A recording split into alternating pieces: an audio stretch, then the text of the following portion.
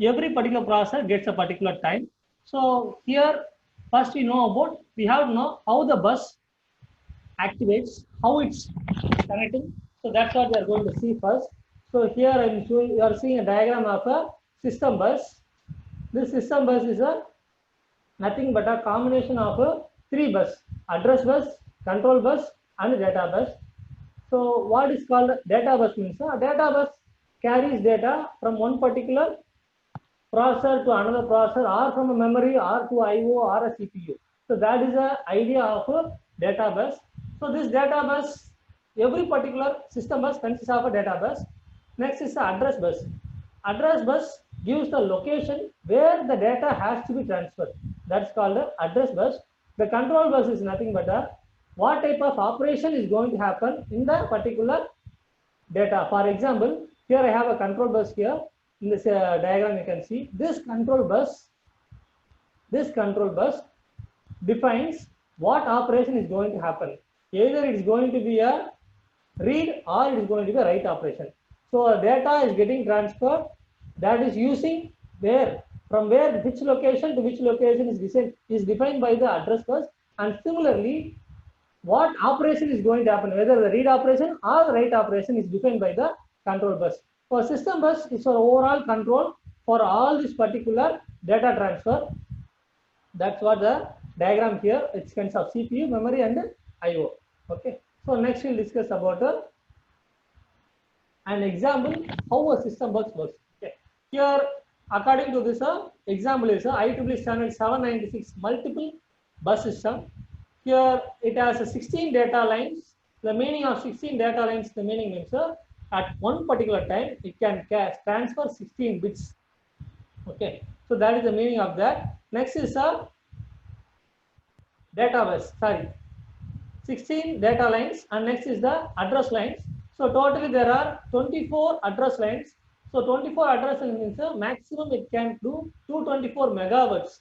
That means 224 address lines can be generated. 224 M address lines can be generated using this particular address lines. The next is control lines. Totally 26 control lines are there for this particular example which you have taken is IEEE standard 796 system. Next we have power lines. Here we have 20 power lines powering each and every register. So totally for this particular bus we have 86 lines. So this 86 lines means 16 data lines, 26 control lines, and 24 address lines plus 20 power lines. Okay. So in that I have this many lines there. About that, in that data bus is a bidirectional one, whereas address bus is a unidirectional one. The meaning means the address bus is unidirectional because it has to only specify where the data is getting transferred, whether it is transferred or received. So if it is the data is getting transferred means the meaning is a write operation, that is a control. So whenever we are transferring data, that is called write operation, and whenever we are receiving data, that is called read operation. So whenever the processor reads the data, that is a receiving. Whenever the processor sends the data to the next particular processor or next to the IO, that is called a write operation. Okay, so that's the system bus. Here is an example, as I told you, these are the overall lines here. So starting with the same thing, data bus and address lines, totally 16 lines. So data lines starting from data 0 to data 15. Next, the address lines. The address lines are 24 lines starting with the address 0 to address 23. Next, I have a certain control signals here. So here for data transfer, what are the control lines? For the data transfer. For example, I told you only two operations control lines are there for reading and writing. Similarly to the location. Now, if it's a IO device, you may have a IO read and IO write control signal. If I have a memory read or memory write, I need a memory read control signal and a memory write control signal. So for data transfer, I have 4 of these control signals followed by one acknowledgement signal, that is called transfer acknowledgement. Okay.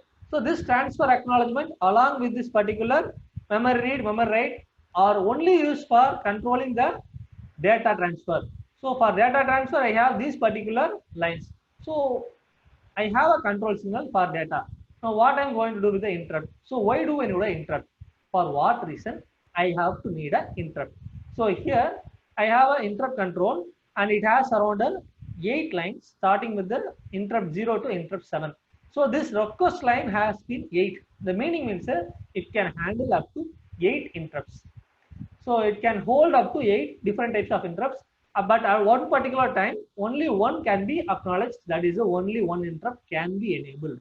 So that is for that we need a signal called interrupt acknowledge. So here 8 lines are their meaning means I can make 8 lines to holding. That meaning is I can hold 8 processes in line for the control.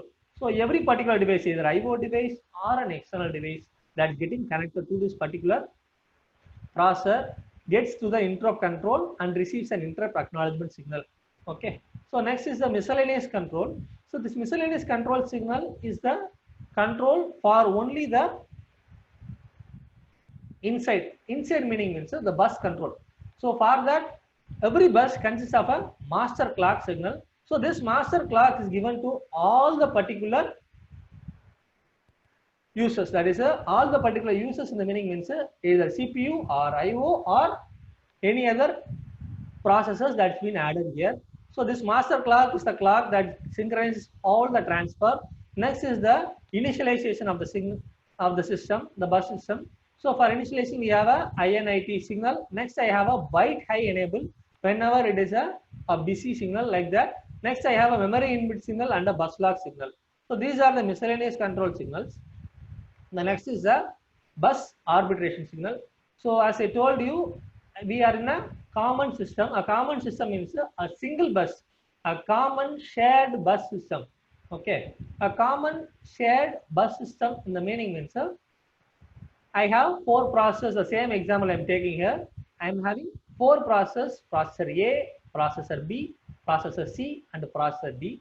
So all these 4 processors need to connect to a bus. The meaning means from processor A needs to access the bus. It generates a request signal that is called bus request. You can see in the PPT. So bus request signal is enabled from the particular processor. So this processor generates a request. Now this particular request is being acknowledged along with the remaining signal like a bus clock, bus priority in, and bus priority out. So why do I need a bus clock? Now this particular bus clock has to be synced to the particular processor because both should transfer the data at the same time.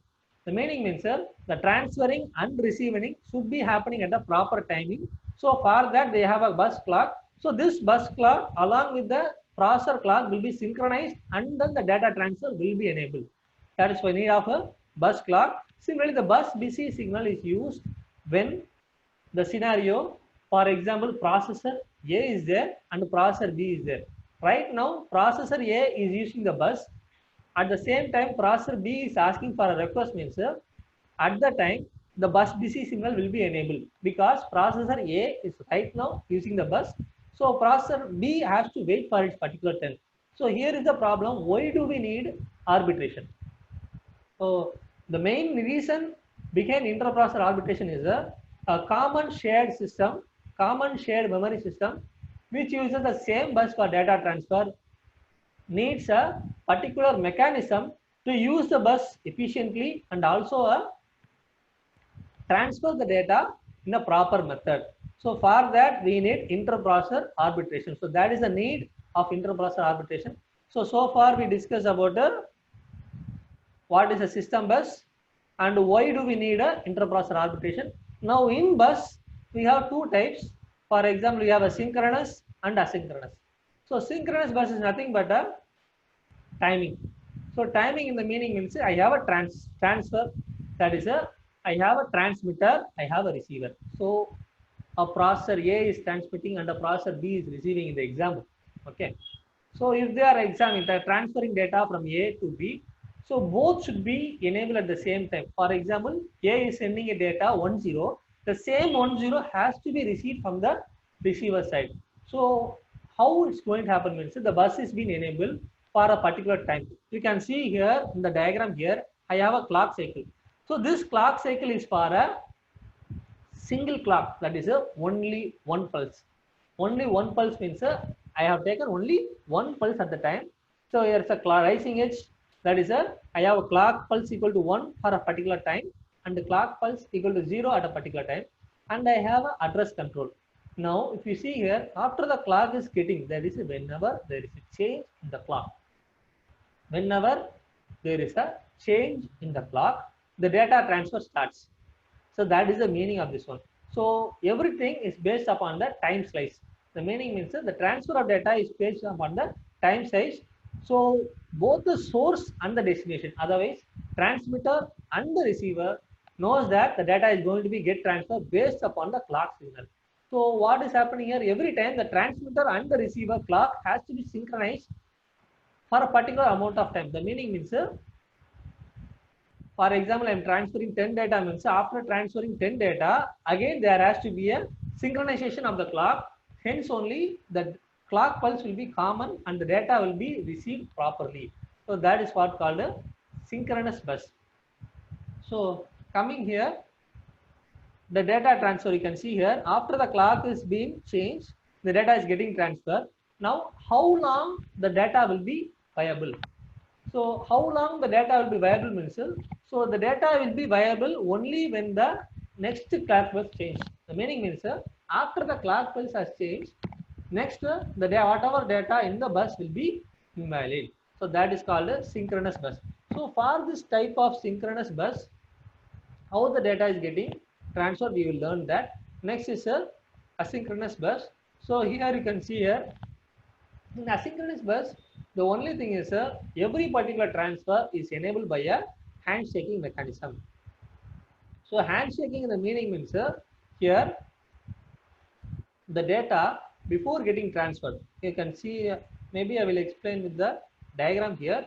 You can see here I have a one bus cycle, I have a address control, I have a master ready, otherwise we can tell it as a transmitter, and the slave is called the receiver now. So when the master has to send the data, irrespective of the clock or how it's going to send the data. So here asynchronous doesn't need a clock here, but how the data is getting transferred, the meaning is, first it enables the master will be ready first. That meaning is the transmitter has to be ready in hands to then send the data. So whenever the master is ready, the signal will be given to the master ready, that is the transmitter is ready, will be given to the slave. Next the slave has to enable. So the slave will be enabled by using a slave ready signal. So when the slave is ready, the slave ready will be high. You can see here in the diagram here, according here, master ready is 1. Next the data is not getting transmitter when the master is 1. The data is being waiting until the slave is ready. Here you can see the timing here. Master is ready at time t1. You can see here master is ready at time t1, whereas the slave is ready only at time t2. The data is getting transferred only during the time t2. The meaning is only after the receiver is getting ready, that is only after the receiver is able to receive the data transfer will start. Even though the master, you can see here, even though the master is not transferring data, that is even though the master is not on, after the time also the data transfer continues until the data is getting entered. So that is called a handshake method. So here this handshake means just knowing that whether the data is getting transferred and received. Okay. So the another method is nothing but a strobe pulse. Okay. Strobe pulse means, you would have already learned this one, but I will give a very easy example for you. The strobe pulse is nothing but like a school bell. You can before the starting of the school, there will be a bell. So what is happening, whenever the bell indicates, means the bell indicates that every student has to be in the class, every student and the staff has to be in the class. So that is the meaning of that. So here the strobe pulse, we can take it like this, whenever the pulse is on, the meaning means the destination, otherwise called the receiver is to, it has to be ready to receive the data. The receiver is being notified that by the strobe pulse that the particular data is getting transmitted. Okay. So strobe pulse indicates that the receiver has to be ready at a particular time. So after the strobe pulse, the particular data will be transmitted. So after the soap pulse, whatever data in the data bus is a valid data. So that is called another method in a asynchronous bus. Okay. So next we'll see the interprocessor arbitration, which we are going to see now. So first we'll see static arbitration and dynamic arbitration. So static arbitration means the arbitration will not change. It will be static method. So static, very easily if you tell means if I fix a particular mechanism, that is if I fix that I have 4 processes, and these 4 processes I'm giving a particular in high priority, and I'm giving B a lower priority, and C a less lower priority, and D a very lower priority. Okay, if I'm giving priority on the basis like this, so this priority cannot be changed until the particular machine is being transfer is over. Until that the particular arbitration part will not change at all. So that is called a static arbitration. So in static arbitration we have 2 types, that is serial and parallel. So we have, for serial we have a daisy chain method, and for parallel we have a priority level parallel arbitration method. Next is a dynamic arbitration algorithm. So in dynamic we have many algorithms like time space algorithm, polling, least recently used algorithm, first in first out algorithm, and rotating daisy chain algorithm. So these algorithms are the main things that we are going to discuss today. So first we'll start with the serial arbitration procedure. So serial arbitration procedure, this procedure is called a daisy chain method. You can see from the diagram I have 4 arbiters: arbiter 1, arbiter 2, arbiter 3, and arbiter 4. So you can see here for the first one, here I am having a highest priority. You can see in the diagram here, the arbiter 1 is given highest priority. According to daisy chain method, the device closest to the input is called even the highest priority. So this arbiter 1 will be connected to a CPU which is being accessed by the particular bus. So you can see here highest priority, and there is a bus input is there. So this will be connected to the bus. Okay. So arbiter 1, arbiter 2, arbiter 3, and arbiter 4 are there. So everything will be connected to a single line. So that's why it's called serial arbitration procedure. Now you may have a doubt, sir, how, sir? I have multiple devices in a particular manner, and everyone is asking a bus request. So if everyone is asking a bus request signal, how your particular bus will be given for all the particular arbiters? So arbiter is nothing but a connectivity that makes the bus and the CPU link. So I have a common bus. This common bus will be connected to multiple CPUs, and who is going to access the bus? That's what we decided from this particular arbitration procedure. We can see from a detailed diagram in the next slide. So you can see here, I have arbiter 1, arbiter 2, arbiter 3, and arbiter 4. So I can add as many arbiters as I want. Here for arbiter 1, I am connecting one device, a CPU 1, that is A, processor A. Next arbiter 2, I am connecting processor B, and arbiter 3, I am connecting processor C, and arbiter 4, I am connecting to processor D. Okay. So these are the 4 arbiters connected to 4 processors for a common line. Okay. Now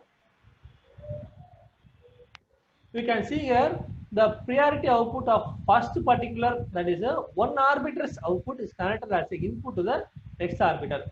So one arbiter input is connected to the next arbiter. The meaning means the bus will be given from the one arbiter output is given to the next arbiter input. You can see here PO of the arbiter 1 is connected to PA of the, that is P input of the arbiter 2. Okay. Next one is if a particular arbiter value, that is if the PI is equal to 1, and the meaning means only when the particular PI value gets to 1, the arbiter can use the particular bus. That is the arbiter logic can take the control of the bus. So you can see the example here. Now PO of arbiter 3 is 1. The meaning means the PI of arbiter 4 is 1 means the previous arbiter also should pass a 1. Then only arbiter 4 will get the control of the bus. Okay. Next, if the processor is requesting control of the bus and the corresponding arbiter finds its PA input equal to 1 and it sets to 0. Now another example I am going to tell here. Okay. If we'll take that if particular arbiter 4 PI is 1 means immediately the output of PO. The meaning is arbiter 4 wants to use the bus. That is the D processor connected to arbiter 4 wants to access the bus. The meaning means when the time the PI of arbiter 4 is 1, during that particular time only it can use the bus. So when it is using the bus, the output, the PO will be 0. The PO is 0 means the particular processor is using the bus. That is arbiter 4 is accessing the bus, whereas the next arbiter will not be given permission. Okay. So whenever that particular thing happens, immediately you can see here, whenever here in example P arbiter 1 is getting a 1 means that is arbiter 1 is using the bus. So I have a 0 here. The 0 the meaning means the arbiter 1 is right now using the bus. Immediately it will enable the bus busy line. Immediately will enable the bus busy line. That is whenever PO equal to 0, the bus busy line will be 1. Whenever the PO is equal to 0, okay, whenever the PO is equal to 0, the bus busy line will be 1. Whenever it is 1, the bus busy line will be inactive. Okay, so it will be like a reversible manner. Okay, so that is the serial arbitration procedure. Now every arbiter is connected to a processor as I told. Now this particular thing makes a particular, the drawback of serial arbitration procedure is that the priority. Main problem of serial arbitration is the priority, the disadvantage. Okay, so arbiter 1 gets, for example, A, B, C, D I told. Now A wants to use the bus repeatedly means at the same time B is requesting the bus. Now A will have the use of the bus always, whereas B has to be in the waiting stage until A leaves the use of B. So that is the meaning here. So A, B, C, D is there means A is having higher priority compared to B. So every time whenever A needs, A will use it and it won't give the control to the B. So unless B gets the control, okay, C or D cannot use the bus. So that is the problem here in a serial arbitration procedure. That is the in daisy chain method. Okay. Next is the parallel arbitration method. So here every device is connected to a parallel priority encoder. So you know what's called a priority encoder. Here I have a table for that. So according to this priority encoder, when here IO, that is input 0, input 1, input 2, input 3 are there. So whenever input 0 is equal to 1 means that is given the highest priority. The meaning is if input 0 is 1, the meaning is the remaining, whatever the value, the remaining things are there, it won't consider. That's why we are having a don't care conditions here. So whenever IO is equal to 1, the remaining things it won't bother at all. Immediately the buses will be given to the first particular arbiter. That is the meaning of that. So IO is specified for arbiter 1, I1 is specified for arbiter 2, and I2 is specified for arbiter 3, and I3 is specified for arbiter 4. Now in this particular method, this particular IO1 is 1 means arbiter 1 takes the control of the whole device. So arbiter 1 will be given a request signal to priority encoder. So all the buses, that is all the arbiters are connected to one particular priority encoder called 4x2 priority encoder.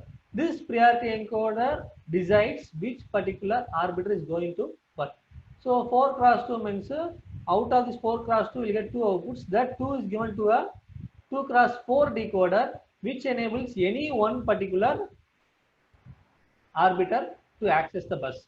So you can see here 4 request lines are connected here. Request line 1, request line 2, request line 3 and request line 4. So now all these things are given by a acknowledgement line from a 2x4 decoder. So every bus arbiter gets a one input called acknowledgement, okay, and it sends to output request signal. It asks for request and it gets the acknowledgement means it will transfer the line. So it will transfer the data in the bus. So this particular arbiter, for we will take an example here, arbiter 1 is getting access means immediately the bus PC line will be enabled, specifying that the bus is busy for the remaining 3 arbiters. So that is the meaning here. You can see here the 2x4 decoder meaning means out of this 2x4, based upon the 2 inputs, any one particular decode, that is any one particular arbiter will be enabled from the particular priority encoder truth table as specified in the diagram here. Okay. Next we'll see is a dynamic arbitration algorithms. So before being that, I'll give a small summary about what about we learned about static. So in static we learned about a daisy chain method. So daisy chain method means I have 4 arbiters. All these 4 arbiters connected serially. Now if one arbiter is using the particular, that is arbiter 1 is using a particular bus means the next arbiter 2 has to be waiting, and 3 and 4 also should be waiting until arbiter 1 completes it. So when the highest priority device completes its work and leaves free for the arbiter 2 gets a second priority, and after it uses only, it will give the bus to arbiter 3. So every one bus, any one arbiter will be using the bus based upon its priority level. Okay, so that's what series arbitration. In parallel arbitration, as I told you, it's based upon the priority. So this priority are fixed before the particular data transfer happens. So based upon this, only the priority level, the particular transfer happens. That is called the parallel arbitration logic. Next, we'll go to the dynamic method. So in dynamic method, the main advantage here is the system has a capability to change. The meaning means in daisy chain method, I have given priority to arbiter 1 only, whereas arbiter 2 and 3 and 4 will not get any priority at all. Whereas here, we can change that. Here, the particular priority is changed every time based upon the algorithm. So first we'll see about a time slice algorithm. So from the time slice algorithm,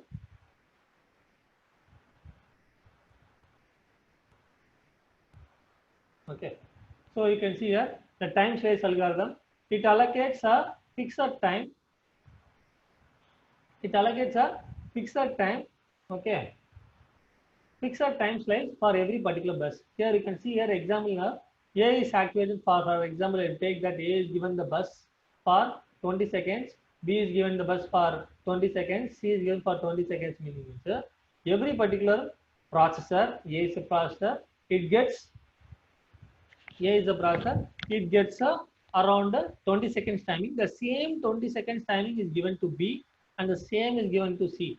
So every particular processor has to wait for its turn to transfer the data and receive the data.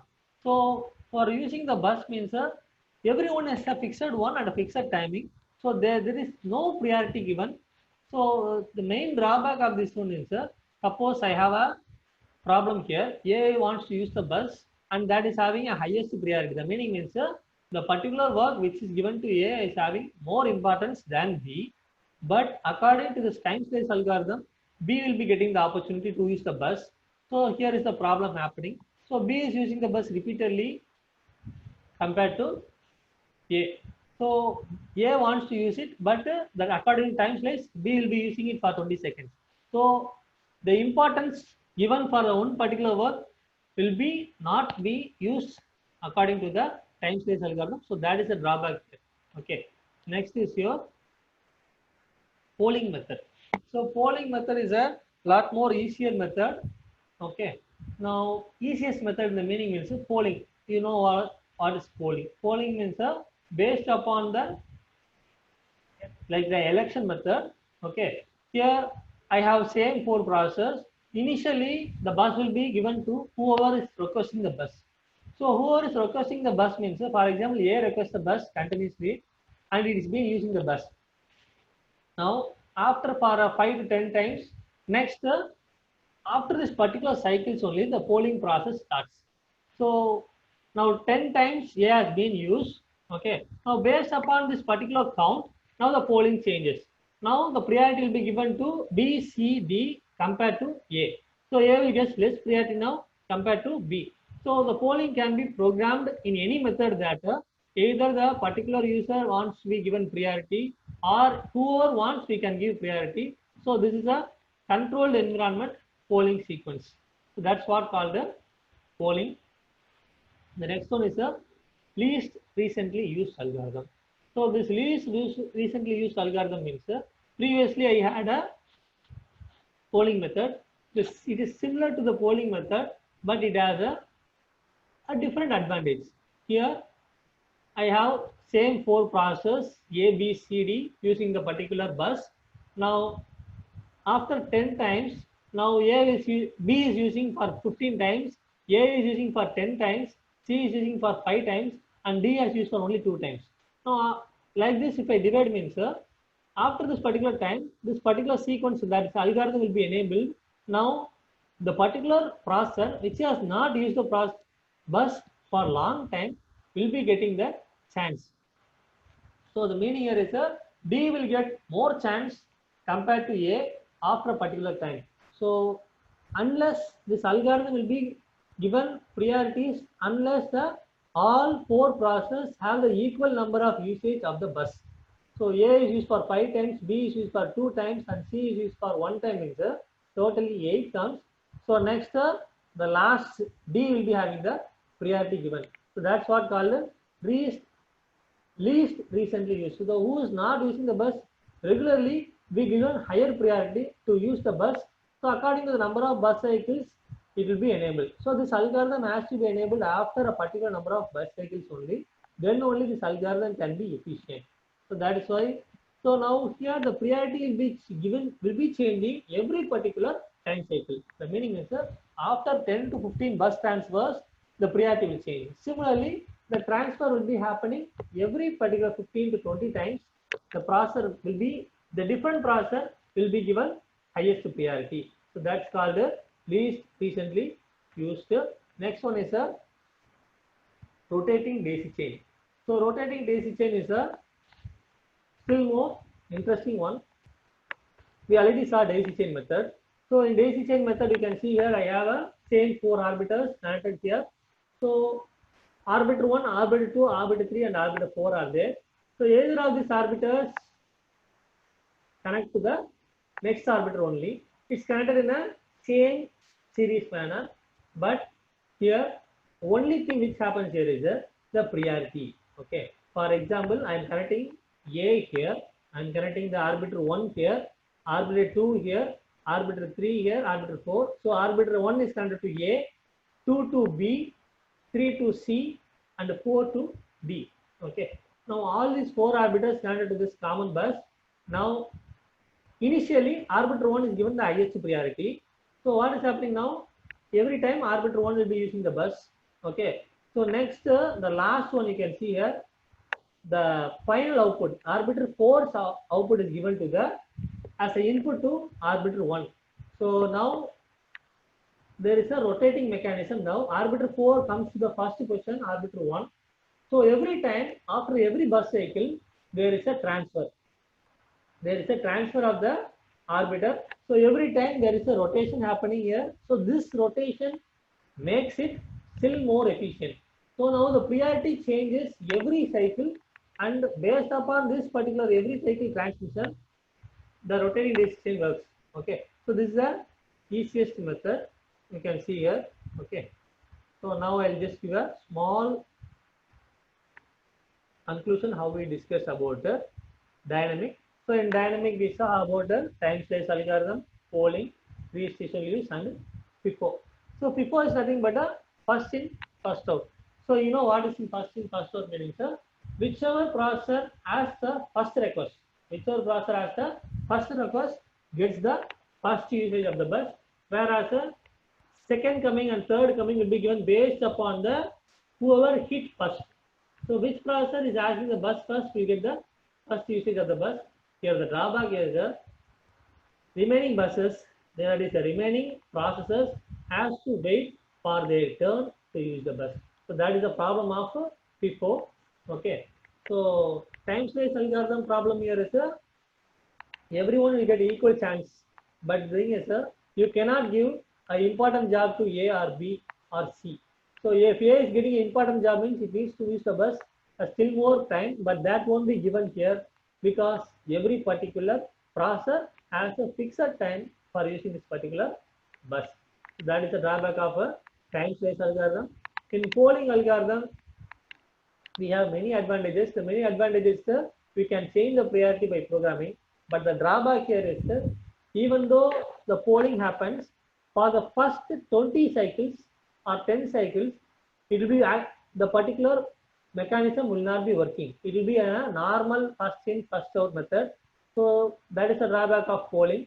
The method will take too much time for the initialization. So that is a drawback of polling method. In least recently used algorithm, the drawback will be there based upon the bus, that is based upon the processor which is being leastly used will be given more. But after a particular number of cycles, that is after 50 to 30 cycles, sorry, 50 to 100 cycles, now the priority should be almost equal. The meaning means A is used 50 times, B is used 50 times, C is used 50 times, and D also 50 times means now the algorithm has to reset and again it has to wait for another 20 cycles to come to the initial stage. So that is the drawback of least recently used. Whereas for daisy chain, here every processor has to wait for its priority. For example, here arbiter 1 is given has the priority in first, next arbiter 4 will be given, next arbiter 3 will be given, next arbiter 2 will be given. Now from 1, 4 gets the priority, then 3 gets the priority, then 2 gets the priority. So again next 1 will get the priority. So like that it will go in a repeater manner like 1 4 3 2 1 4 3 2. So that will be the usage of the rotating daisy chain. Now here also the drawback is similar to the polling method or time slice method, because this particular arbiter 4 cannot give a important work or important highest priority. So based upon this, rotating daisy chain will be a little bit more advanced.